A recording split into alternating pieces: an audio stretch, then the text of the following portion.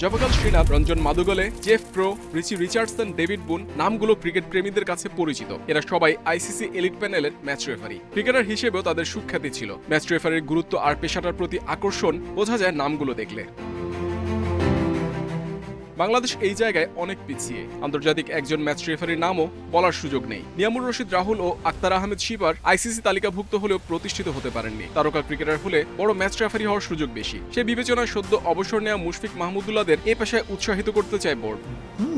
So এখন plus আমাদের যে কিছু এখন আমাদের খুব সিনিয়র প্লেয়াররা রিটায়ার করেছে, আমি আমাদের ডোর ওপেন ওয়েলকাম করি যে ওনারা যদি আসে, players like Mushfiq, player like Mahmudullah, player like Tamim, এরা যদি ম্যাচ রেফারিতে আসে তাহলেই কিন্তু আমাদের দেখবেন যে খুব সহসা বাংলাদেশের টপ লেভেলের ম্যাচ রেফারি হয়ে যাবে। ম্যাচ রেফারি ছাড়াও আম্পায়ারিং, কোচিং সহ বিসিবির যে কোনো দায়িত্বে আসতে আগ্রহ থাকলে বিসিবি স্বাগত জানাবে তামিম, মাহমুদুল্লাহ, মুশফিকদের। এদিকে চ্যাম্পিয়ন্স ট্রফিতে দলের পারফরমেন্সে হতাশ হলেও কোচিং স্টাফ নিয়ে সন্তুষ্ট BCB. Head coach Phil Simmons ও সিনিয়র সহকারী কোচ সালাউদ্দিনের সাথে 2027 বিশ্বকাপ পর্যন্ত চুক্তি বাড়াতে চায় বোর্ড। 24 মার্চ বোর্ড সভার পর আনুষ্ঠানিক ঘোষণা আসতে পারে।